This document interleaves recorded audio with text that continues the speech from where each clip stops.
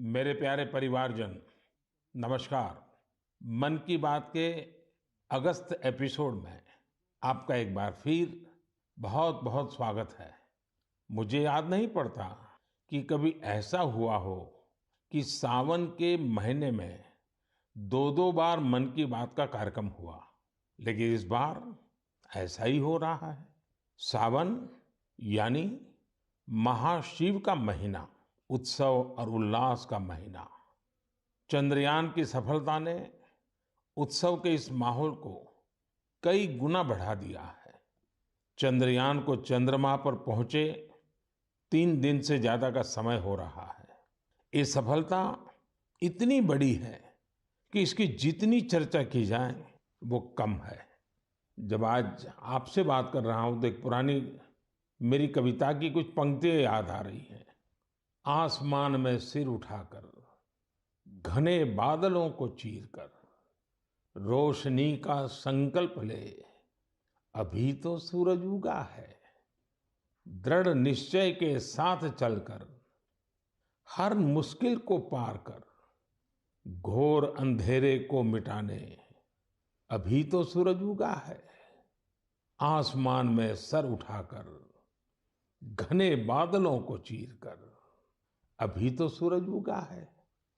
मेरे परिवारजन, 23 अगस्त को भारत ने और भारत के चंद्रयान ने ये साबित कर दिया है कि संकल्प के कुछ सूरज चांद पर भी उगते हैं।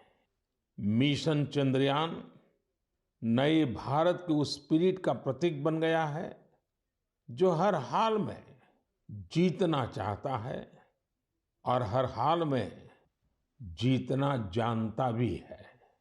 साथियों, इस मिशन का एक पक्ष ऐसा भी रहा जिसकी आज मैं आप सबके साथ विशेष तौर पर चर्चा करना चाहता हूं। आपको याद होगा, इस बार मैंने लाल किले से कहा है कि हमें विमेन लेड डेवलपमेंट को राष्ट्रीय चरित्र के रूप में सशक्त करना है। जहां महिला शक्ति का सामर्थ्य जुड़ जाता है, वहां असंभव को भी संभव बनाया जा सकता है। भारत का मिशन चंद्रयान नारी शक्ति का भी जीवंत उदाहरण है। इस पूरे मिशन में अनेकों विमेन साइंटिस्ट और इंजीनियर्स सीधे तौर पर जुड़ी रही हैं। इन्होंने अलग अलग सिस्टम्स के प्रोजेक्ट डायरेक्टर, प्रोजेक्ट मैनेजर, ऐसी कई अहम जिम्मेदारियां संभाली हैं। भारत की बेटियां अब अनंत समझे जाने वाले अंतरिक्ष को भी चुनौती दे रही हैं। किसी देश की बेटियां जब इतनी आकांक्षी हो जाए तो उसे, उस देश को विकसित बनने से भला कौन रोक सकता है। साथियों, हमने इतनी ऊंची उड़ान इसलिए पूरी की है क्योंकि आज हमारे सपने भी बड़े हैं और हमारे प्रयास भी बड़े हैं। चंद्रयान 3 की सफलता में हमारे वैज्ञानिकों के साथ ही दूसरे सेक्टर्स की भी अहम भूमिका रही है। तमाम पार्ट्स और तकनीकी जरूरतों को पूरा करने में कितने ही देशवासियों ने योगदान दिया है। जब सबका प्रयास लगा तो सफलता भी मिली। यही चंद्रयान 3 की सबसे बड़ी सफलता है। मैं कामना करता हूं कि आगे भी हमारा स्पेस सेक्टर सबका प्रयास से ऐसी ही अनगिनत सफलताएं हासिल करेगा। मेरे परिवारजनों, सितंबर का महीना भारत के सामर्थ्य का साक्षी बनने जा रहा है। अगले महीने होने जा रही G20 लीडर समिट के लिए भारत पूरी तरह से तैयार है। इस आयोजन में भाग लेने के लिए 40 देशों के राष्ट्राध्यक्ष और अनेक ग्लोबल ऑर्गेनाइजेशंस राजधानी दिल्ली आ रहे हैं। G20 समिट के इतिहास में ये अब तक की सबसे बड़ी भागीदारी होगी। अपनी प्रेसिडेंसी के दौरान भारत ने G20 को और ज्यादा इंक्लूसिव फोरम बनाया है। भारत के निमंत्रण पर ही अफ्रीकन यूनियन भी G20 से जुड़ी और अफ्रीका के लोगों की आवाज दुनिया के इस अहम प्लेटफॉर्म तक पहुंची। साथियों, पिछले साल बाली में भारत को G20 की अध्यक्षता मिलने के बाद से अब तक इतना कुछ हुआ है जो हमें गर्व से भर देता है। दिल्ली में बड़े बड़े कार्यक्रमों की परंपरा से हटकर हम इसे देश के अलग अलग शहरों में ले गए। देश के 60 शहरों में इससे जुड़ी करीब करीब 200 बैठकों का आयोजन किया गया। G20 डेलीगेट्स जहां भी गए वहां लोगों ने गर्मजोशी से उनका स्वागत किया। ये डेलीगेट्स हमारे देश की डाइवर्सिटी देखकर, हमारी वाइब्रेंट डेमोक्रेसी देखकर बहुत ही प्रभावित हुए। उन्हें ये भी एहसास हुआ कि भारत में कितनी सारी संभावनाएं हैं। साथियों, G20 की हमारी प्रेसिडेंसी पीपल्स प्रेसिडेंसी है, जिसमें जन भागीदारी की भावना सबसे आगे है। G20 के जो 11 एंगेजमेंट ग्रुप्स थे, उनमें एकेडेमिया, सिविल सोसाइटी, युवा, महिलाएं, हमारे सांसद, एंटरप्रेन्योर्स और अर्बन एडमिनिस्ट्रेशन से जुड़े लोगों ने अहम भूमिका निभाई। इसे लेकर देश भर में जो आयोजन हो रहे हैं, उनसे किसी न किसी रूप से 1.5 करोड़ से अधिक लोग जुड़े हैं। जन भागीदारी की हमारी इस कोशिश में एक ही नहीं बल्कि दो विश्व रिकॉर्ड भी बन गए हैं। वाराणसी में हुई G20 क्विज में 800 स्कूलों के 1.25 लाख स्टूडेंट्स की भागीदारी एक नया विश्व रिकॉर्ड बन गया।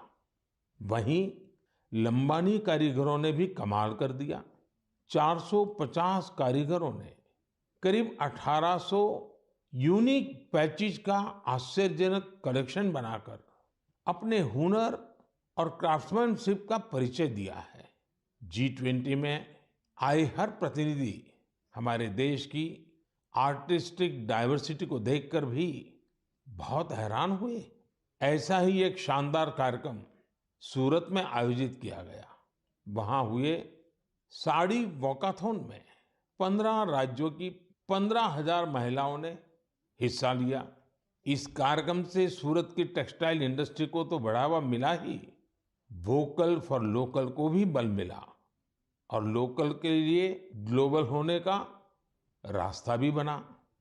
श्रीनगर में G20 की बैठक के बाद कश्मीर के पर्यटकों की संख्या में भारी बढ़ोतरी देखी जा रही है।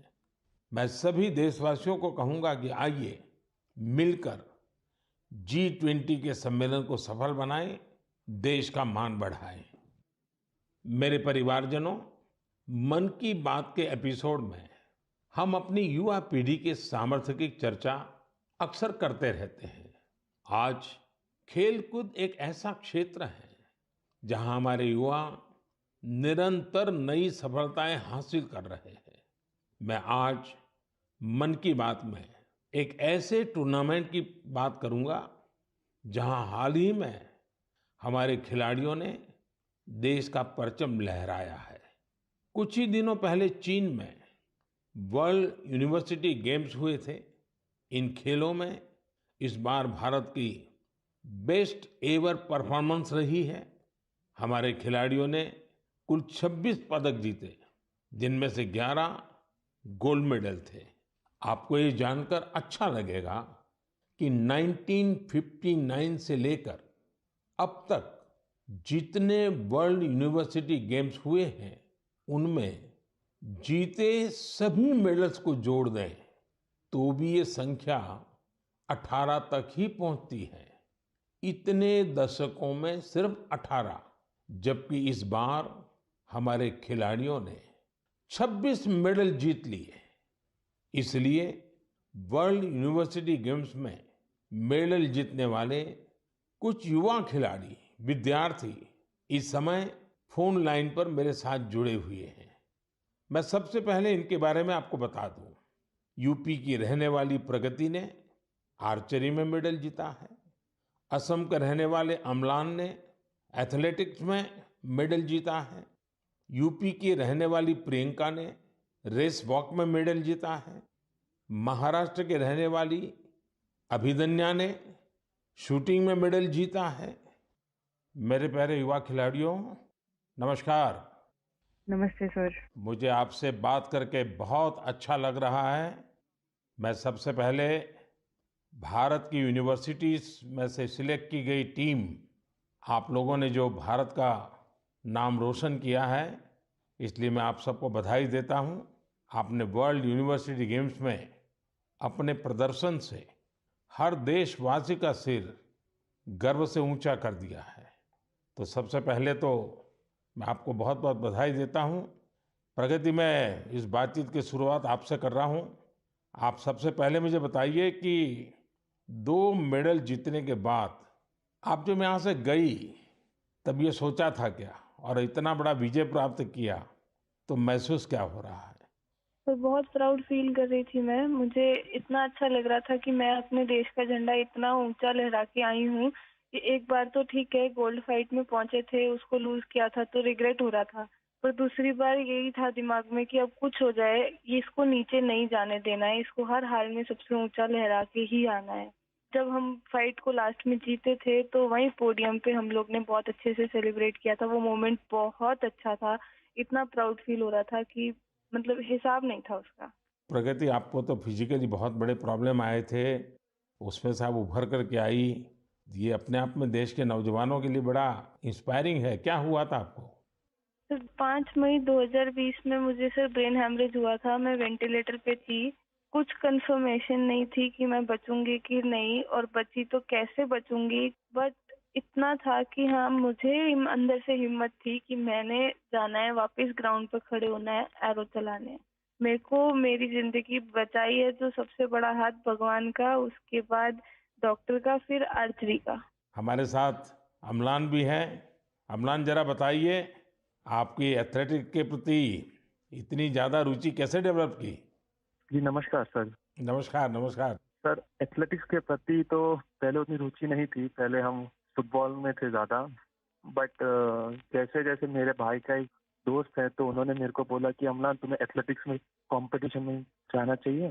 तो मैंने सोचा चलो ठीक है। तो पहला जब मैंने स्टेट मीट खेला तो मैं हार गया उसमें। तो हार मुझे अच्छी नहीं लगी, तो ऐसे करते करते मैं एथलेटिक्स में आ गया। फिर ऐसे ही धीरे धीरे अभी मज़ा आने लग रहा है, तो ऐसे ही मेरा रुचि बढ़ गया। अम्लान, जरा बताइए, ज्यादातर प्रैक्टिस कहाँ की? ज़्यादातर मैंने हैदराबाद में प्रैक्टिस की है, साई रेड्डी सर के अंडर। फिर उसके बाद में भुवनेश्वर में शिफ्ट हो गया, तो उधर से मेरा प्रोफेशनली स्टार्ट हुआ सर। अच्छा, हमारे साथ प्रियंका भी है। प्रियंका, आप 20 किलोमीटर रेस वॉक टीम का हिस्सा थी। सारा देश आज आपको सुन रहा है और वे इस स्पोर्ट्स के बारे में जानना चाहते हैं। आप ये बताइए कि इसके लिए किस तरह की स्किल की जरूरत होती है, और आपकी कैरियर कहाँ कहाँ से कहाँ पहुंची? मेरे जैसे इवेंट में मतलब काफी टफ है, क्योंकि हमारे 5 जज खड़े होते हैं। अगर हम भाग भी लिए तो भी वो हमें निकाल देंगे, या फिर थोड़ा रोड से अगर हम उठ जाते हैं, जंप आ जाती है तो भी वो हमें निकाल देते हैं, या फिर हमने नी बैंड किया तो भी हमें निकाल देते हैं। और मेरे को तो वार्निंग भी 2 आ गई थी। उसके बाद मैंने अपनी स्पीड पे इतना कंट्रोल किया कि कहीं ना कहीं मुझे टीम मेडल तो एटलीस्ट यहाँ से जीतना ही है, क्योंकि हम देश के लिए यहाँ पे आए हैं और हमें खाली हाथ यहाँ से नहीं जाना है। और पिताजी, भाई वगैरह सब ठीक है? हाँ जी सर, सब बढ़िया। मैं तो सबको बताती हूँ कि आप मतलब इतना मोटिवेट करते हैं हम लोग को। सच में सर बहुत अच्छा लग रहा है, क्योंकि वर्ल्ड यूनिवर्सिटी जैसे खेल्स को इंडिया में इतना पूछा भी नहीं जाता, लेकिन अब इतना सपोर्ट मिल रहा है ना इस गेम में भी। मतलब हम ट्वीट भी देख रहे हैं कि हर कोई ट्वीट कर रहा है कि हमने इतने मेडल जीते हैं, तो काफी अच्छा लग रहा है कि ओलंपिक्स की तरह इसको भी इतना बढ़ावा मिल रहा है। चलिए प्रियंका, मेरी तरफ से बधाई है, आपने बड़ा नाम रोशन किया है। आइए हम अभिदन्य से बात करते हैं। नमस्ते सर। बताइए अपने विषय में। सर मैं प्रॉपर कोल्हापुर महाराष्ट्र से हूँ। मैं शूटिंग में 25 मीटर स्पोर्ट्स पिस्टल और 10 मीटर एयर पिस्टल दोनों इवेंट करती हूँ। मेरे माता पिता दोनों एक हाई स्कूल टीचर है। तो मैंने 2015 में शूटिंग स्टार्ट किया। जब मैंने शूटिंग स्टार्ट किया तब उधर कोल्हापुर में उतनी फैसिलिटीज नहीं मिलती थी। बस से ट्रैवल करके पेट वडगांव से कोल्हापुर जाने के लिए 1.5 घंटा लगता है, तो वापस आने के लिए 1.5 घंटा और 4 घंटे की ट्रेनिंग। तो ऐसे 6-7 घंटे तो आने जाने में और ट्रेनिंग में जाते थे, तो मेरी स्कूल भी मिस होती थी।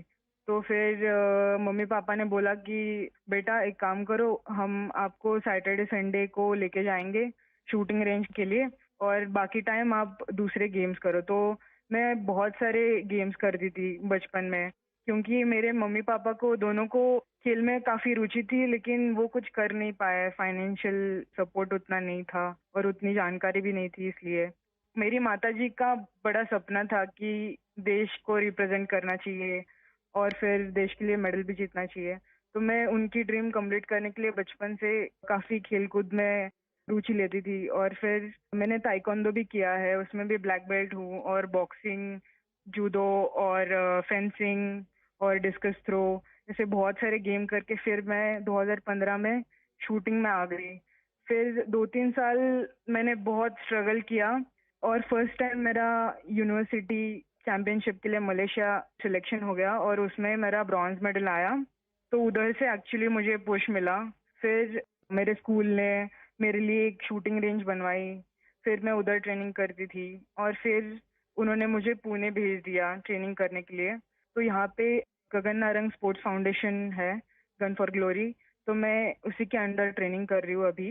गगन सर ने मुझे काफी सपोर्ट किया और मेरे गेम के लिए बढ़ावा दिया। अच्छा, आप चारों में से कुछ कहना चाहते हो तो मैं सुनना चाहूंगा। प्रगति हो, अम्लान हो, प्रियंका हो, अभिदन्या हो, आप सब मेरे साथ जुड़े हुए हैं तो कुछ कहना चाहते हैं तो मैं जरूर सुनूंगा। सर मेरा एक सवाल है सर, जी। आपको सबसे अच्छा स्पोर्ट्स कौन सा लगता है सर? खेल की दुनिया में भारत को बहुत खिलना चाहिए और इसलिए मैं इन चीजों को बहुत बढ़ावा दे रहा हूँ। लेकिन हॉकी, फुटबॉल, कबड्डी, खो खो, ये हमारी धरती से जुड़े हुए खेल हैं। इसमें तो हमने कभी पीछे नहीं रहना चाहिए। और मैं देख रहा हूँ कि आर्चरी में हमारे लोग अच्छा कर रहे हैं, शूटिंग में अच्छा कर रहे हैं। और दूसरा मैं देख रहा हूँ कि हमारे यूथ में और इवन परिवारों में भी खेल के प्रति अब पहले जो भाव था वो नहीं है। पहले तो बच्चा खेलने जाता था रोकते थे, अब बहुत बड़ा वक्त बदला है और आप लोगों ने जो सक्सेस लेते आ रहे हैं ना, वो सभी परिवारों को मोटिवेट करती है। हर खेल में जहाँ भी हमारे बच्चे जा रहे हैं कुछ न कुछ देश के लिए करके आते हैं और ये खबरें आज देश में प्रमुखता से दिखाई भी जाती हैं, बताई जाती हैं और स्कूल कॉलेज में चर्चा में भी रहती हैं। चलिए, मुझे बहुत अच्छा लगा। मेरी तरफ से आप सबको बहुत बहुत बधाई, बहुत शुभकामनाएं। बहुत बहुत धन्यवाद। थैंक यू धन्यवाद सर। सर। धन्यवाद जी। नमस्कार। मेरे परिवारजनों, इस बार 15 अगस्त के दौरान देश ने सबका प्रयास का सामर्थ्य देखा। सभी देशवासियों के प्रयास ने हर घर तिरंगा अभियान को वास्तव में हर मन तिरंगा अभियान बना दिया। इस अभियान के दौरान कई रिकॉर्ड भी बने। देशवासियों ने करोड़ों की संख्या में तिरंगे खरीदे। 1.5 लाख पोस्ट ऑफिसेस के जरिए करीब 1.5 करोड़ तिरंगे बेचे गए। इससे हमारे कामगारों की, बुनकरों की और खासकर महिलाओं की सैकड़ों करोड़ रुपए का आय भी हुई है। तिरंगे के साथ सेल्फी पोस्ट करने में भी इस बार देशवासियों ने नया रिकॉर्ड बना दिया। पिछले साल 15 अगस्त तक करीब 5 करोड़ देशवासियों ने तिरंगे के साथ सेल्फी पोस्ट की थी। इस साल ये संख्या 10 करोड़ को भी पार कर गई। साथियों, इस समय देश में मेरी माटी मेरा देश, देशभक्ति की भावना को उजागर करने वाला अभियान जोरों पर है। सितंबर के महीने में देश के गांव-गांव में हर घर से मिट्टी जमा करने का अभियान चलेगा। देश की पवित्र मिट्टी हजारों अमृत कलश में जमा की जाएगी। अक्टूबर के अंत में हजारों अमृत कलश यात्रा के साथ देश की राजधानी दिल्ली पहुंचेंगे। इस मिट्टी से ही दिल्ली में अमृत वाटिका का निर्माण होगा। मुझे विश्वास है हर देशवासी का प्रयास इस अभियान को भी सफल बनाएगा। मेरे परिवारजनों, इस बार मुझे कई पत्र संस्कृत भाषा में मिले हैं। इसकी वजह ये है कि सावन मास की पूर्णिमा इस तिथि को विश्व संस्कृत दिवस मनाया जाता है। सर्वेभ्यः विश्व संस्कृत दिवसस्य हार्दिक शुभकामनाः। आप सभी को विश्व संस्कृत दिवस की बहुत बहुत बधाई। हम सब जानते हैं कि संस्कृत दुनिया की सबसे प्राचीन भाषाओं में से एक है। इसे कई आधुनिक भाषाओं की जननी भी कहा जाता है। संस्कृत अपनी प्राचीनता के साथ साथ अपनी वैज्ञानिकता और व्याकरण के लिए भी जानी जाती है। भारत का कितना ही प्राचीन ज्ञान हजारों वर्षों तक संस्कृत भाषा में ही संरक्षित किया गया है। योग, आयुर्वेद और फिलॉसफी जैसे विषयों पर रिसर्च करने वाले लोग अब ज्यादा से ज्यादा संस्कृत सीख रहे हैं। कई संस्थान भी इस दिशा में बहुत अच्छा काम कर रहे हैं, जैसे कि Sanskrit promotion foundation, Sanskrit for योग, संस्कृत फॉर आयुर्वेद और संस्कृत फॉर बुद्धिज्म जैसे कई कोर्सेज करवाता है। संस्कृत भारती लोगों को संस्कृत सिखाने का अभियान चलाती है। इसमें आप 10 दिन के संस्कृत संभाषण शिविर में भाग ले सकते हैं। मुझे खुशी है कि आज लोगों में संस्कृत को लेकर जागरूकता और गर्व का भाव बढ़ा है। इसके पीछे बीते वर्षों में देश का विशेष योगदान भी है। जैसे 3 संस्कृत डीम्ड यूनिवर्सिटीज को 2020 में सेंट्रल यूनिवर्सिटीज बनाया गया। अलग अलग शहरों में संस्कृत विश्वविद्यालयों के कई कॉलेज और संस्थान भी चल रहे हैं। आईआईटीज और आईआईएम्स जैसे संस्थानों में संस्कृत केंद्र काफी पॉपुलर हो रहे हैं। साथियों, अक्सर आपने एक बात जरूर अनुभव की होगी, जड़ों से जुड़ने की, हमारी संस्कृति से जुड़ने की, हमारी परंपरा का बहुत बड़ा सशक्त माध्यम होती है हमारी मातृभाषा। जब हम अपनी मातृभाषा से जुड़ते हैं तो हम सहज रूप से अपनी संस्कृति से जुड़ जाते हैं, अपने संस्कारों से जुड़ जाते हैं, अपनी परंपरा से जुड़ जाते हैं, अपने चीर पुरातन भव्य वैभव से जुड़ जाते हैं। ऐसे ही भारत की एक और मातृभाषा है, गौरवशाली तेलुगु भाषा। 29 अगस्त तेलुगु दिवस मनाया जाएगा। अंदरिकी तेलुगु भाषा दिनोत्सव शुभाकांक्षलु।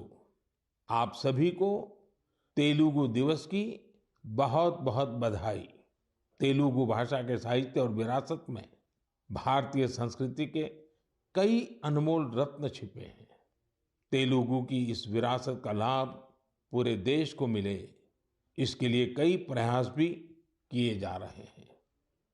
मेरे परिवारजनों, मन की बात के कई एपिसोड्स में हमने टूरिज्म पर बात की है।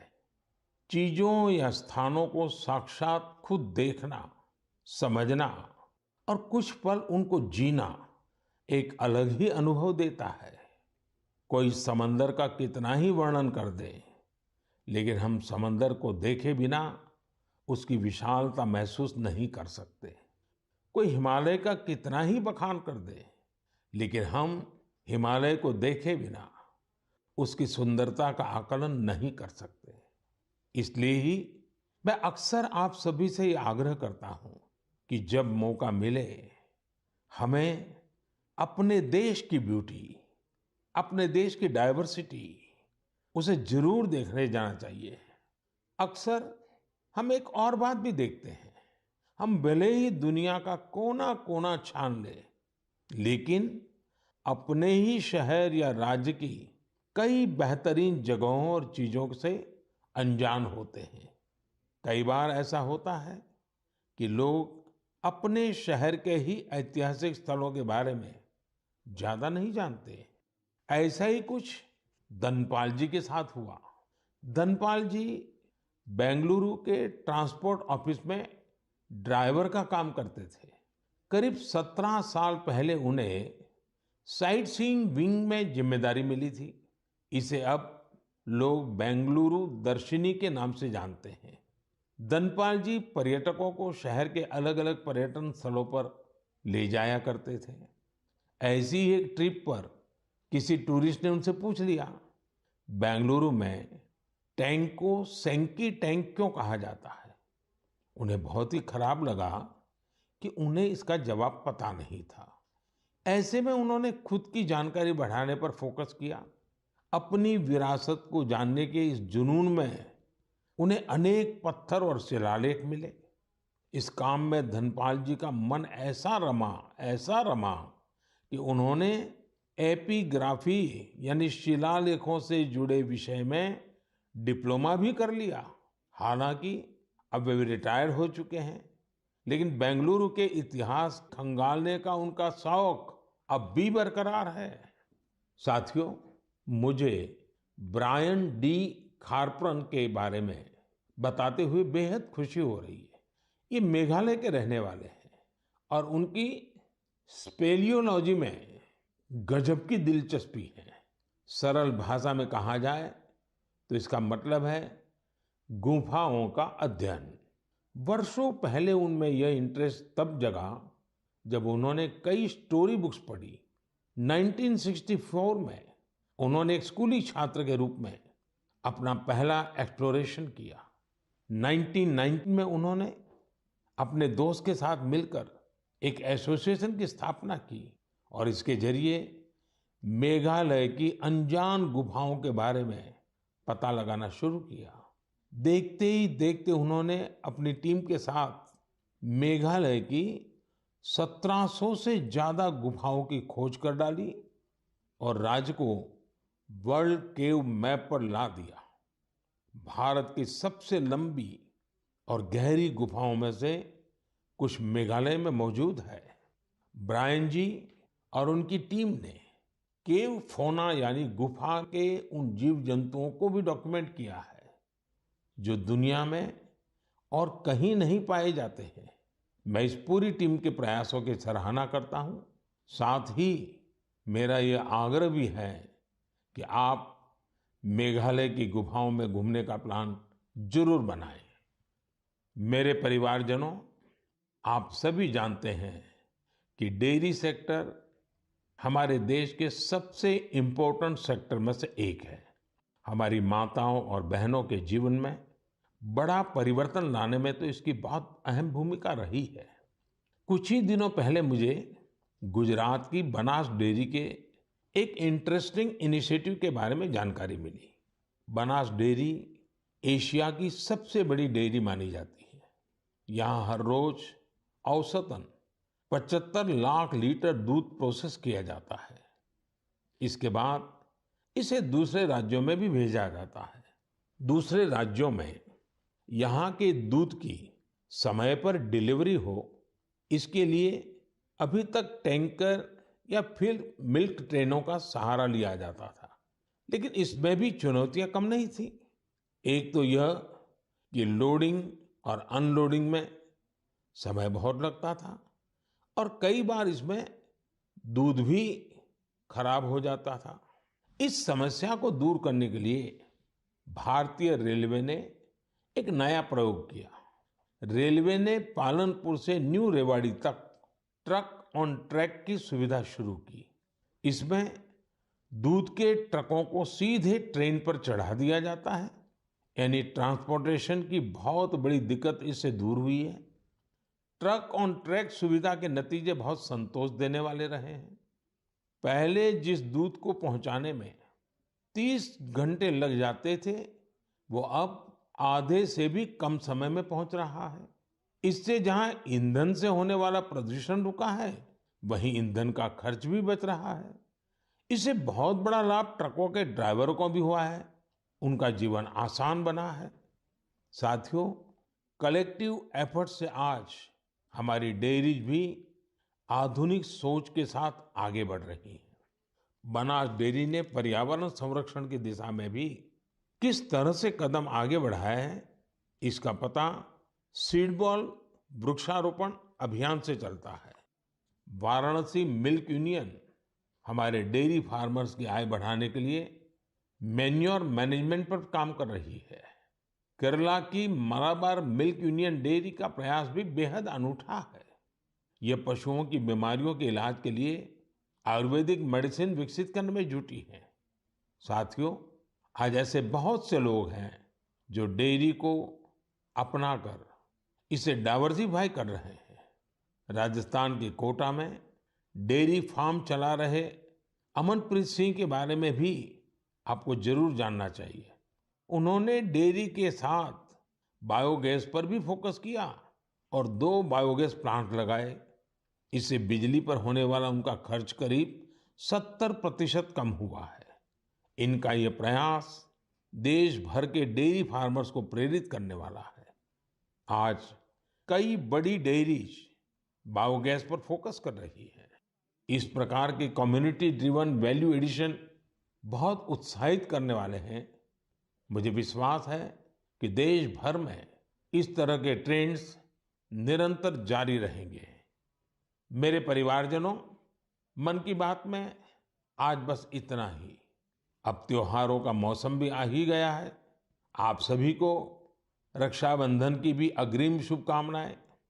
पर्व उल्लास के समय हमें वोकल फॉर लोकल के मंत्र को भी याद रखना है। आत्मनिर्भर भारत ये अभियान हर देशवासी का अपना अभियान है। और जब त्योहार का माहौल है तो हम अपने आस्था के स्थलों और उसके आसपास के क्षेत्र को स्वच्छ तो रखना ही है, लेकिन हमेशा के लिए। अगली बार आपसे फिर मन की बात होगी, कुछ नए विषयों के साथ मिलेंगे। हम देशवासियों के कुछ नए प्रयासों की, उनकी सफलता की जी भर करके चर्चा करेंगे। तब तक के लिए मुझे विदा दीजिए। बहुत बहुत धन्यवाद। नमस्कार।